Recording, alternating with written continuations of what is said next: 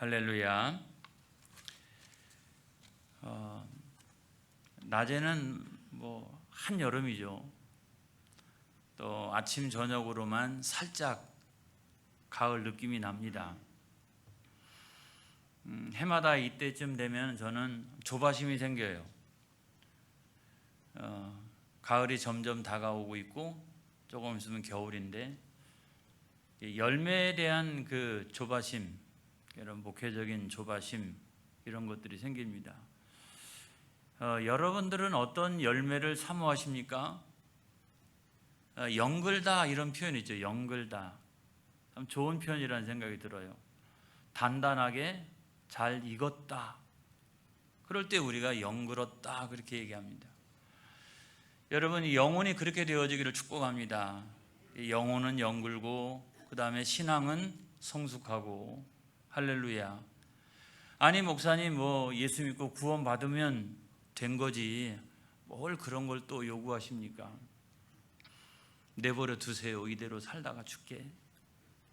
그래서 예수 믿고 난 다음에도 별반 세상의 사람들과 아무런 차이 없이 그냥 그렇게 살아나가는 사람들이 있어요. 근데 우리가 신학적으로 보게 되면 뭐 성화야 있죠. 또 그 다음에 영화가 있죠. 그러면서 구원이 완성되는 거 아니겠어요? 제가 어떤 구원의 단계론 이거를 이야기하려고 하는 건 아니고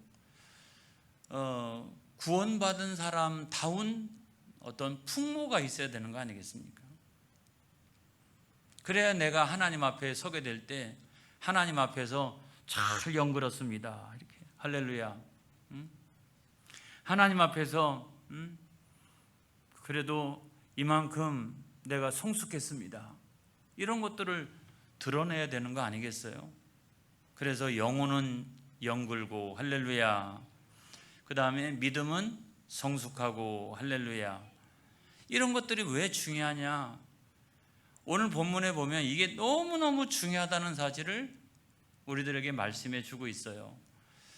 여러분, 이스라엘 백성들이 출애굽을 했어요. 출애굽을 했다.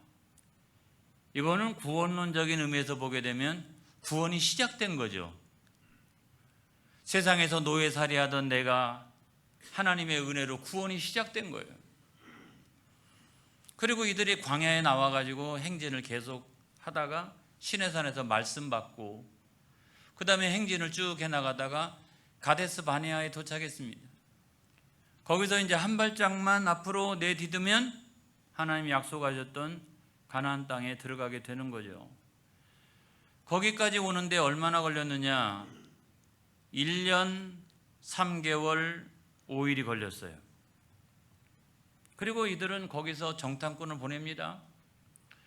정탐꾼이 다 이제 다녀보고 40일 동안 다녀보고 와가지고 보고를 하는데 그 보고를 듣고 밤새도록 통곡하면서 울면서 그 불신앙과 불순종을 드러내기 시작합니다. 지휘관을 한 사람 뽑아가지고 다시 애굽으로 돌아가자 막 이러면서 이들이 그냥 반역을 꾀하기 시작합니다. 그러니까 하나님이 안 되겠다 생각하셔서 이들에게 심판을 내리시는데, 여러분, 민수기 14장 29절로부터 30절까지 있는 말씀에 보면, 자, 시작. 너희 시체가 이 광야에 엎드러질 것이라. 너희 중에서 20세 이상으로 계수된 자, 곧 나를 원망한 자 전부가 여분네의 아들 갈렙과 눈의 아들 여호수아 외에는 내가 맹세하여 너희에게 살게 하리라 한 땅에 결단코 돌아가지 못하리라. 구원을 받을 만한 믿음이 없는 거예요. 이제 한 발짝만 내디디면 하나님이 약속하셨던 가나안 땅에 들어가는데 구원을 받을 만한 믿음이 없는 거예요. 그러니까 그 1세대가 광야에서 다 죽게 됩니다. 200만 명이나 되는 사람 가운데서 구원을 받을 만한 믿음을 가지고 있던 사람은 딱 두 사람, 여호수아와 갈렙은 그 믿음 안에서 나중에 시간은 걸렸습니다마는 그럼에도 불구하고 하나님이 약속하셨던 가나안 땅에 들어갑니다. 사랑하는 성도 여러분, 저와 여러분의 믿음이 그와 같은 믿음이 되어지기를 축복합니다. 여러분, 그게 왜 중요하냐면 사도행전 14장 8절로 10절에 있는 말씀에 보면 시작, 루스드라에 발을 쓰지 못하는 한 사람이 앉아 있는데 나면서 걷지 못하게 되어 걸어 본 적이 없는 자라. 바울이 말하는 것을 듣거늘 바울이 주목하여 구원받을 만한 믿음이 그에게 있는 것을 보고 큰 소리로 이르되 내 발로 바로 일어서라 하니 그 사람이 일어나 걷는지라. 루스드라에 있었던 이 나면서부터 앉은 뱅이는 구원을 받을 만한 믿음이 그 안에 있어요. 구원해 주는 예수님이에요. 우리에게 구원을 받을 만한 믿음이 있기를 주의 이름으로 축복합니다. 그러니까 그가 육체적으로 구원받고 그의 영혼이 구원을 받은 거예요. 여러분, 그런 믿음을 가지시기를 주의 이름으로 축복합니다. 할렐루야. 여기까지는 이제 우리가 잘 아는 내용인데, 이래가지고 이스라엘 백성들이 무려 38년 동안이나 광야에서 유리하고 방황했다. 그런데 그렇게 방황하다가 다시 이들이 가데스 바네아로 돌아왔다. 이 사실은 모르는 분들이 꽤 많이 있습니다. 거기서 쭉 내려가다가 모압 광야 이렇게 올라가면서 한 38년 걸렸겠다 이렇게 생각하지만 기실은 그게 아니에요. 여러분, 제가 성화가 왜 중요한지를 말씀을 드리는 거예요. 민수기 20장 1절에 있는 말씀에 보니까 보세요. 시작. 첫째 달에 이스라엘 자손 곧 온 회중이 신광야에 이르러 백성이 가데스에 머물더니 미리암이 거기서 죽음에 거기에 장사되니라. 그러니까 첫째 달이라고 하는 건 뭐냐면 38년이 지나고 40년째 되는 첫째 달이에요. 이들이 다시 신광야의 가데스에 도착을 했다는 거예요. 우리가 이전에 그 민수기 13장, 14장 정도에서 가데스 바네아를 알고 있지 않습니까? 바란 광야의 가데스 바네아. 제가 이걸 가지고 설교를 많이 했고요.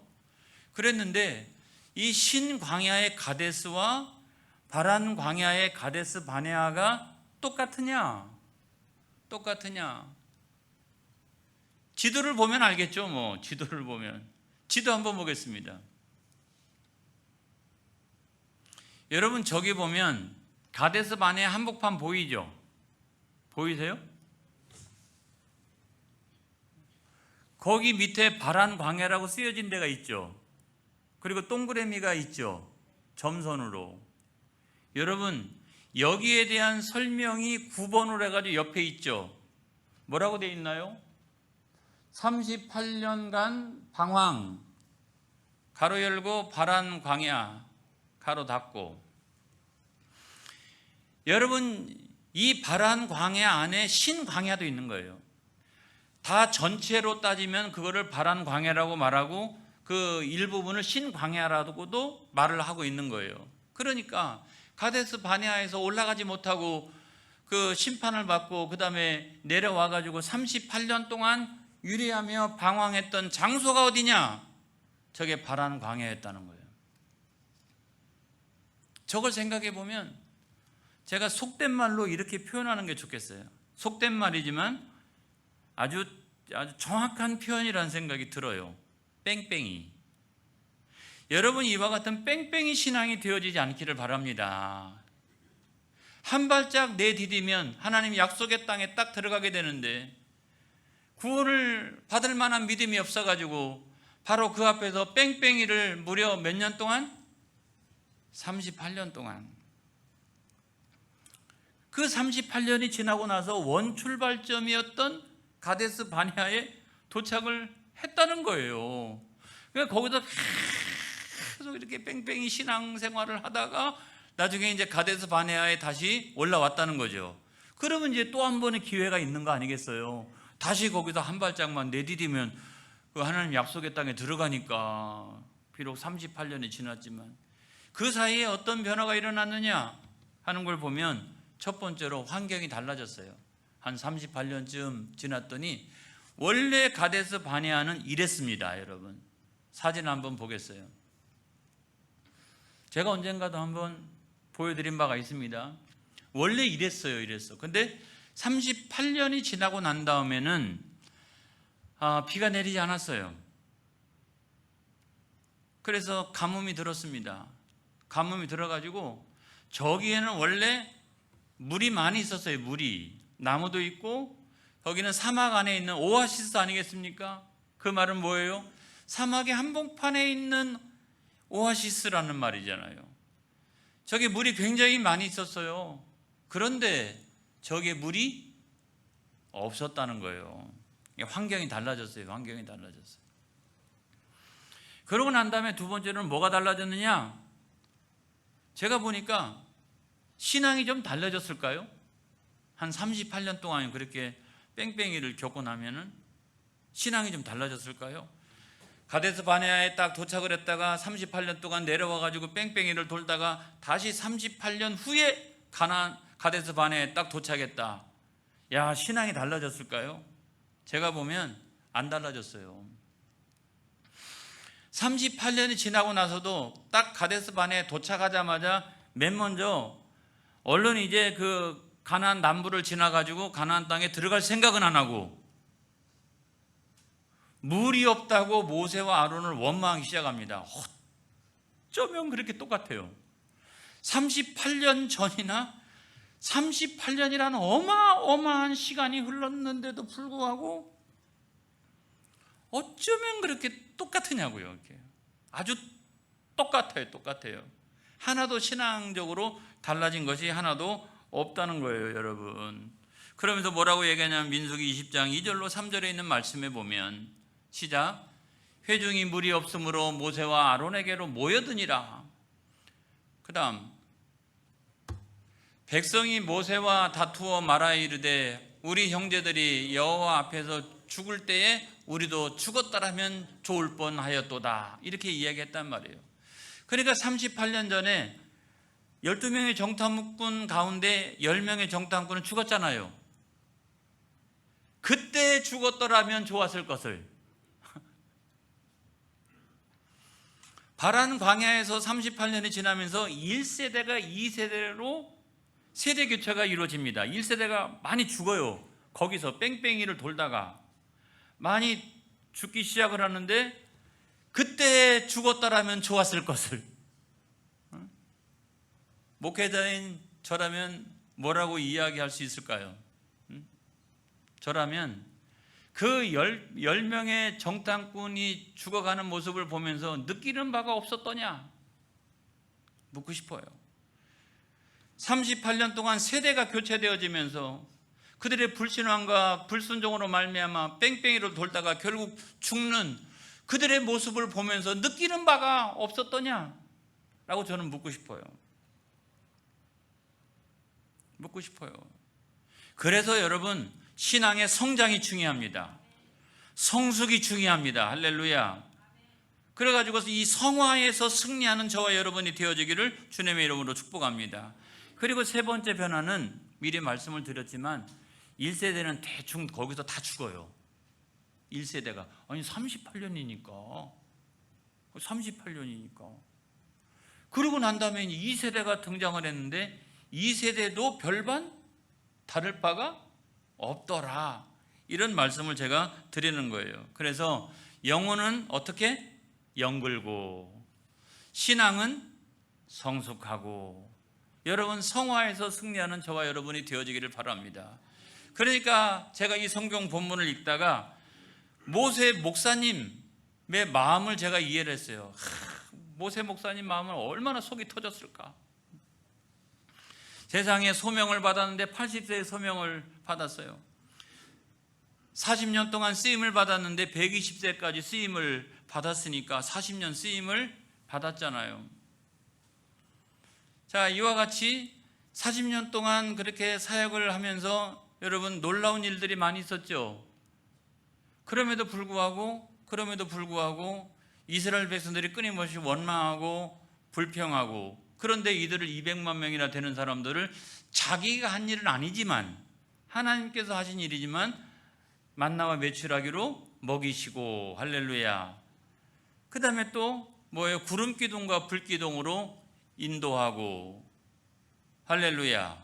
이래 가지고 1세대가 다 죽고 난 다음에 이 세대를 이끌고 지금 다시 가데스 바네아까지 도착을 했건만 여기서 다시 물 문제를 갖고 원망하고 불평하고 있는 이들을 보면서 결국 이 문제 때문에 자기가 이 회중 전체를 이끌고 가나안 땅으로 들어가지 못하게 됩니다. 여러분, 모세 목사님의 마음속에 무슨 생각이 있었을까요?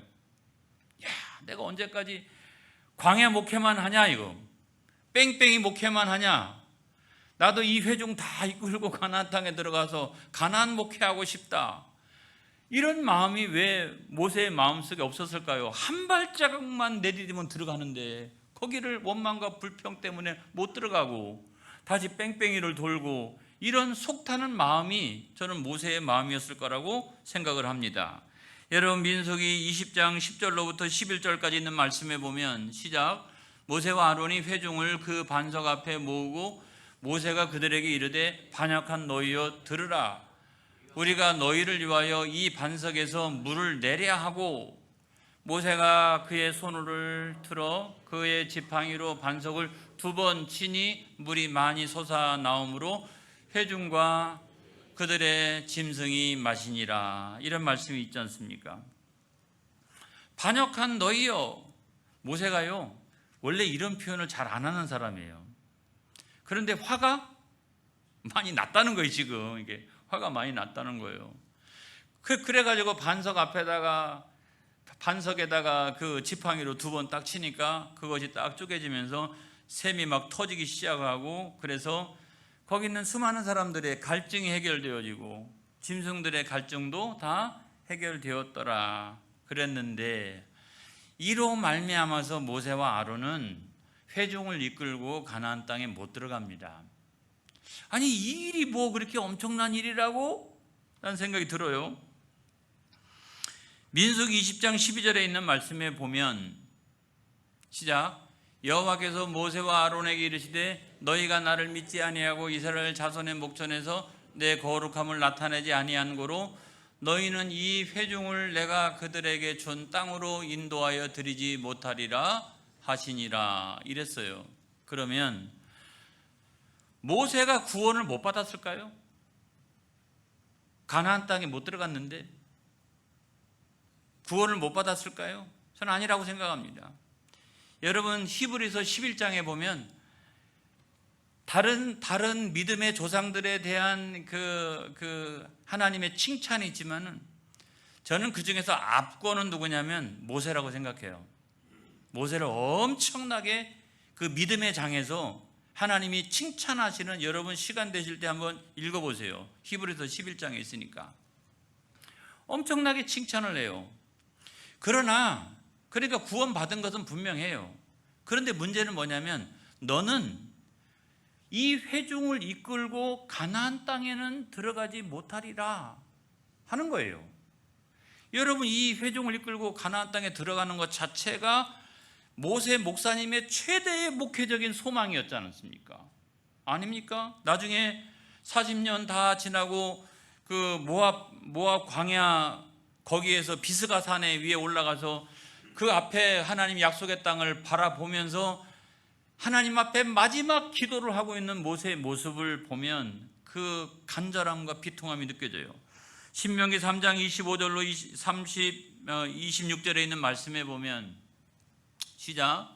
구하옵나니 나를 건너가게 하사 요단 저쪽에 있는 아름다운 땅, 아름다운 산과 레바논을 보게 하옵소서 하되, 여호와께서 너희 때문에 내게 진노하사 내 말을 듣지 아니하시고 내게 이르시기를 그만해도 족하니 이 일로 다시 내게 말하지 말라. 마지막 기도를 드려본 거예요. 여기서 그냥 내가 회중 이끌고 가나안 땅에 들어가면 안 되겠습니까? 라고 했더니 이스라엘 백성들 때문에 내가 너에게 진노하여 너는 그 회중을 이끌고 들어가지 못하리라. 다시는 내게 말하지 말아라. 그렇게 얘기했어요. 야, 얼마나 슬픈 마음이었을까요? 여러분, 가나안 땅에 못 들어갔다라고 하는 말이 구원의 문제는 아니라고 하는 사실을 여러분 믿으시기 바랍니다. 그런데도 개인적으로는 그런 그 하나님께로부터의 그런 벌을 받은 거예요. 받은 거예요. 저는 어떻게 보면 모세 목사님은 참 슬픈 목사님이라고 생각합니다. 왜 그러느냐? 미리암이 이 가데스 바네아에서 죽어요. 자기 누이가. 그리고 자기보다 한 3살, 2살, 3살 123세의 아론이 호르산에서 죽습니다. 그러니까 자기 형제들이 거기서 다 죽어요. 그리고 백성들의 그 원망과 무렵다고 불평하는 것 때문에 그 문제를 처리하다가 결국 그 회중도 못 들어가고, 거기서는 못 들어가죠. 나중에는 들어갑니다만은 못 들어가고, 모세와 아론이 어떻게 그 벌을 받고 가나안 땅에 못 들어가지 않습니까? 이런 것들을 우리가 생각해 보면 모세는 하나님께로부터 칭찬을 엄청나게 받았지만 개인적으로는 슬픈 역사를 가지고 있다는 거예요. 개인적으로는. 그래서 여러분, 우리 모두에게 중요한 것이 뭐냐면 영혼은 영글고 할렐루야, 신앙은 성숙하고 할렐루야 해야 된다는 거예요. 해야 된다는 거예요. 아니면 우리가 그리스도를요 2번 치게 돼요. 여러분, 왜 그렇게 못되고 왜 그렇게 그 신앙이 그래요. 그래 도무지 안 되는 거예요. 안 되는 거예요. 그러면 우리가 그리스도를 2번 치게 되는 것이다 하는 거예요. 여러분, 반석을 2번 쳤다라고 하는 내용을 살펴보게 되면 반석은 그리스도를 상징합니다. 내가 매우 중요한 얘기를 하는 거예요. 반석은 그리스도를 상징합니다. 고린도전서 10장 4절에 있는 말씀에 보면 시작, 다 같은 신령한 음료를 마셨으니 이는 그들을 따르는 신령한 반석으로부터 마셨음에 그 반석은 곧 그리스도시라. 그러니까 이 반석이 그리스도라는 거예요. 그러니까 이 그리스도인 이 반석을 2번 치면 안 된다는 거예요. 2번 치면 안 돼요. 한 번만 쳐도 여러분, 그리스도가 한 번 십자가 위에서 매질당하고 한 번 죽음으로 말미암아 우리의 죄를 위하여 대속제물이 되어주시고 우리는 믿음으로 말미암아 구원을 얻게 되었으니 할렐루야 생명수를 얻게 되었다라고 하는 말씀이에요. 그런데 그러고 난 다음에 우리의 연약함이나 우리의 부족함이나 이런 걸 가지고 우리가 또다시 죄짓고 우리가 허물로 살아가게 되면 그리스도를 2번 치게 되는 거라는 거예요. 어떻게 예수 믿는 사람이 그리스도를 계속해서 2번 치고 3번 치고 계속 그리스도를 이렇게 치면서 우리가 살아가게 되면 그 사람을 우리가 그리스도인이라고 어떻게 말할 수 있느냐 이런 말이에요. 여러분, 이것이 모형적 진리인 거예요. 이 사건이 구약은 신약과 연결되어 있습니다. 이 사건이 모형적 진리를 보여주는 거예요. 상징적 진리를 보여주는 거예요. 그리스도는 한 번만 매질을 당하면 되는 거예요. 그리스도는 한 번만 십자가에서 죽으시면 되는 거예요. 그런데 우리의 그 미성숙함과 우리의 허물과 우리의 죄 때문에 우리는 계속해서 그리스도를 친다 이런 말이에요. 그러면 안 된다 이런 말이에요. 여러분, 그것이 얼마나 무서운 죄인가. 그래서 모세는 회중을 이끌고 못 들어갔잖아요. 오늘날 우리도 마찬가지라는 거예요. 그래서 그리스도를 2번 치지 마라. 신앙이 성숙해서 그리스도를 절대로 2번 치지 말아라. 3번 치지 말아라. 내 멋대로 치지 말아라. 그런 말씀을 드리는 거예요. 할렐루야. 그것은 곧 무리바의 물. 무리바라고 하는 말은 다투었다라고 하는 말인데 그 자체가 하나님과 다투는 거야. 그게 하나님과 다투는 거야. 사람하고 다투는 게 아니야. 하나님과 다투는 거야. 그래서 그 물 사건을 무리바 반석 사건이라고 하는 거예요. 사랑하는 성도 여러분, 우리의 미성숙함은 어디에서 올까요? 오늘 성경 본문에서만 보면 분노를 통제하지 못함 이런 거죠. 야, 1세대가 실패했잖아요. 근데 2세대 다 이끌고 가데스 바네에 또 왔는데 화가 나겠어요, 안 나겠어요? 여러분 같으면 38년 동안 뺑뺑이 하다가 여기 와가지고 다 죽고 2세대 끌고 와서 이제 야, 들어가면 되겠는데 라고 생각했는데 또 이들이 똑같은 모습을 보여주니까 화가 나겠어요, 안 나겠어요? 이규영 장로님 안 나세요? 나죠. 아이고, 감사. 안 난다고 그러면 큰일 날 뻔해. 모세가요, 대단히 성격이 온유한 사람입니다, 여러분. 민수기 12장 3절에 있는 말씀에 보면 시작. 이 사람 모세는 온유함이 지면의 모든 사람보다 더하더라. 그러니까 엄청나게 지금까지 참아온 거예요. 근데 착한 사람이 한번 화를 내면 무섭잖아요. 그렇죠. 평상시 화를 잘 내던 사람이 화를 내는 거하고 그냥 온유하고 착한 사람이 한번 화를 내고 뚜껑이 열리면 그때부터 물불 안 가리는 경우가 있지 않습니까? 여러분, 그런 때 조심해야 된다는 거예요. 모세가 온유하고 지금까지도 무슨 일만 생겨도 엎드려서 하나님 앞에 기도하던 사람이었어요. 그런데 마지막 순간에 와가지고 여기서 뚜껑이 열린 거죠. 화가 있는 대로 났어요, 진짜. 여러분, 그런 때 우리가 잘못되어질 수가 있다는 거예요. 자신을 잘 다스릴 수 있기를 바랍니다. 할렐루야. 그 다음에 두 번째로 보면 교만함이죠. 교만함. 사실 모세는요, 겸손한 사람이에요. 모세가 무슨 교만한 사람이에요? 제가 말씀드렸잖아요. 어떤 일이 있을 때마다 그저 하나님 앞에 엎드려서 기도하는 사람이었어요. 그런데 요번 문제는 좀 달랐어요. 민수기 20장 10절에 있는 말씀에 보면 시작. 모세와 아론이 회중을 그 반석 앞에 모으고 모세가 그들에게 이르되 반역한 너희여 들으라. 우리가 너희를 위하여 이 반석에서 물을 내랴. 누가 물을 내는 거예요?